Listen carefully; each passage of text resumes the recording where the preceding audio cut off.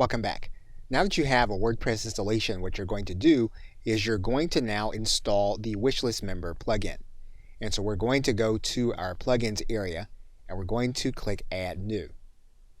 Once we do that, we're now going to upload the plugin that we have already downloaded. So we're going to click this button. We're then going to click this button that says Choose File and grab the file from our hard drive.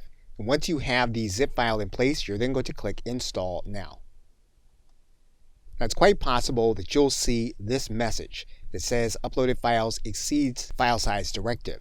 And so what you're going to need to do now is unzip the file, and then you're going to manually install it using your FTP program. So what we're going to need to do is go to our program. We're going to need to extract the entire program. Now the program does take some time to extract fully. So we're going to stop the video right here. We're going to pick it up once the file has fully extracted. But you want to be aware that this process could take some time, as you can see. So now what we're going to do is we're going to open up this folder, and we're going to place this folder inside of the plugins folder in our website using our FTP program. And to do that, we're going to take this folder, we're going to drag and drop it into our content plugins folder. And then we're going to allow this process to complete. Now that process is going to take time to complete. Once it has, you can then go to your WordPress installation. You'll then want to go to your install plugins.